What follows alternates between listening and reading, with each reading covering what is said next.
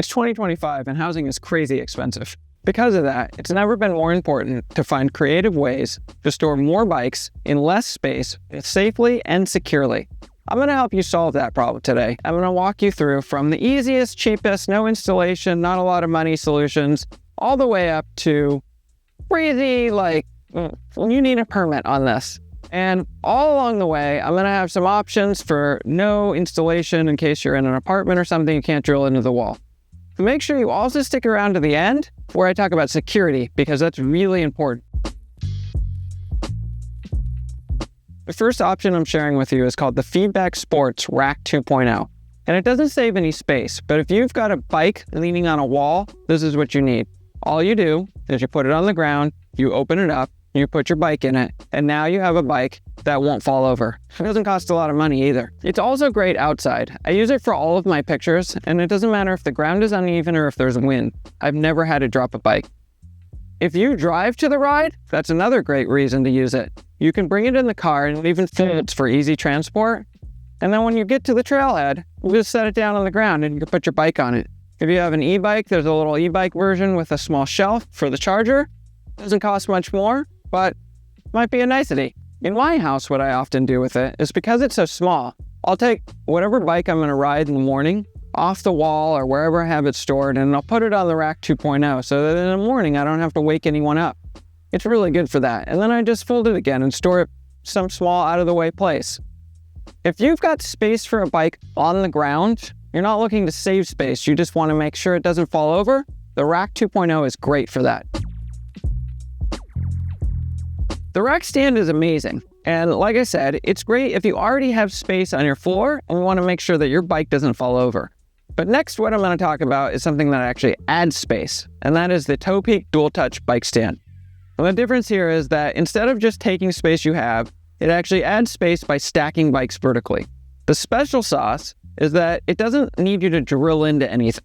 Unfortunately, that special sauce does mean there's some things you have to think about.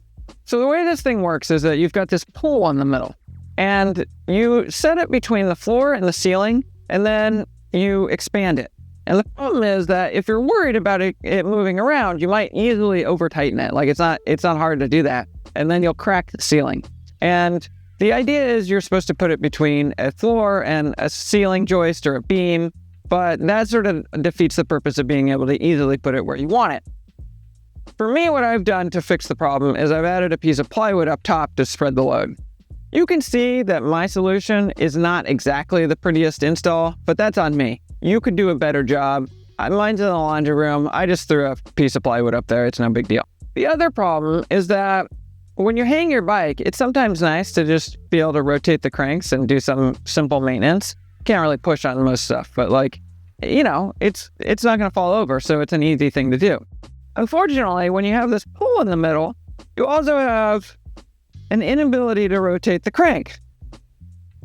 Although there's some drawbacks, the Topeak Dual Touch Bike Stand is a great way to avoid drilling and add some vertical storage so you can fit more bikes in less space.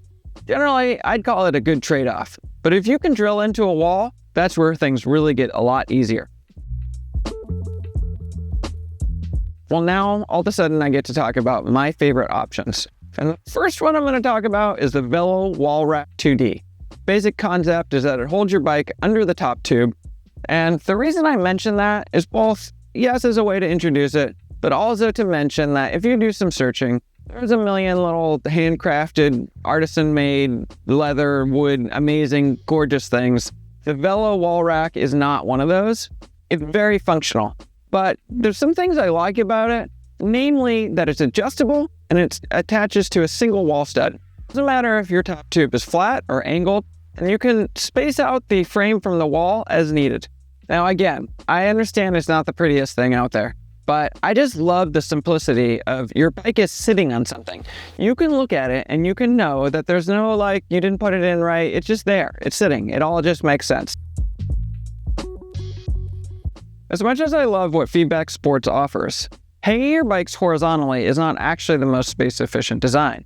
If you've got a bunch of bikes that you need to put in a small space, then I recommend hanging them vertically, and that's where SteadyRack comes in. I actually first encountered SteadyRack at the Envy factory. They have a whole wall of them.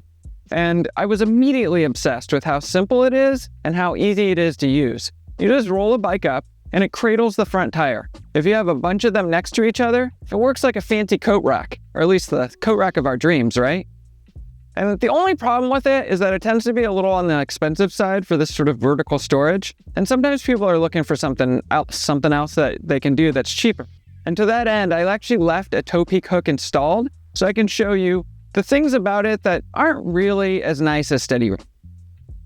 Problem I have with a hook system is that, first of all, your wheel and tire combination has to be short enough that it can fit. So my NVMOG gravel bike with the zip wheels, that doesn't even fit.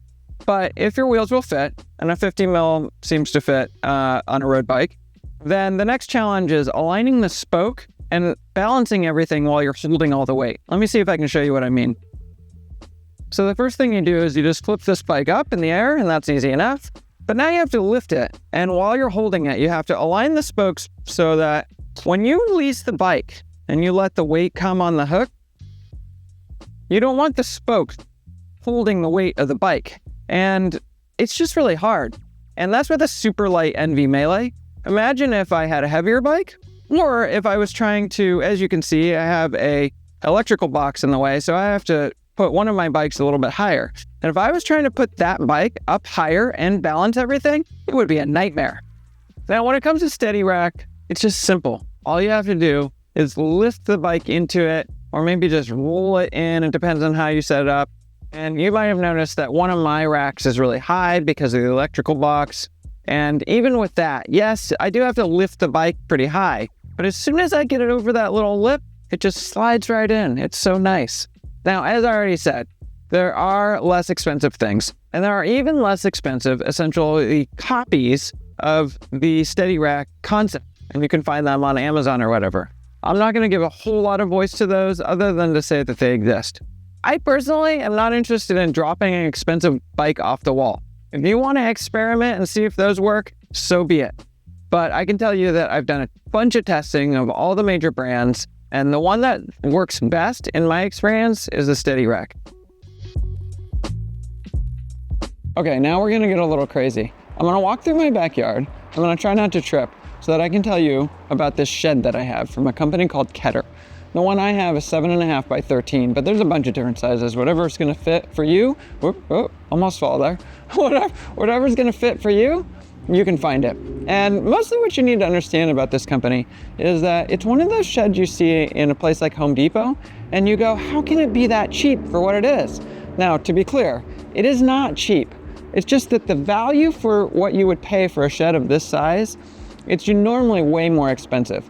And this is like a reasonable price in comparison. And the way it works is it is a corrugated plastic material that comes to your house flat packed.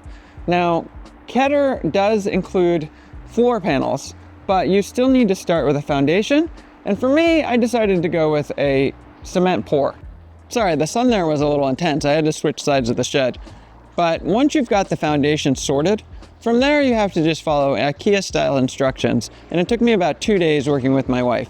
You're definitely going to need some help on this just because there's a lot of little pieces, a lot of big pieces. You're going to want somebody to hold things while you tighten things. None of it's all that hard. It just takes a while. But once you're done, then you end up with this shed that's been rock solid. We've now made it through the Portland winter. It's all the wind, all the rain, everything, it's been fine. But I still, from there, had to find a way to actually store bikes. Making bike storage work inside the Keter shed is a little more difficult than a shed you might build, because the walls are not structural in a way that you can drill into them and pull weight against them. So to make it all work, I reached out to Ceres. None of us have thought about Ceres a whole lot in the last few years.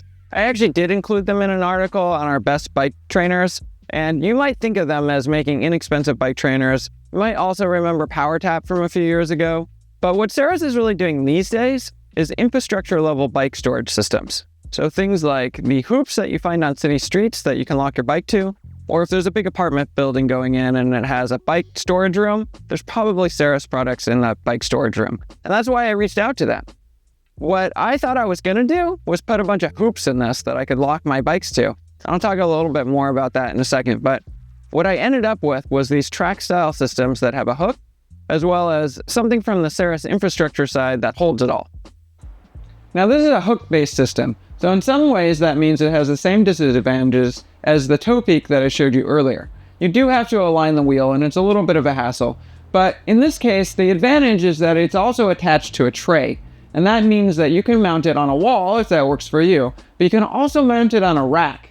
And you can get that from Saris, and that's what I did here, which keeps it freestanding. It doesn't have to depend on being able to mount to the wall. That's great.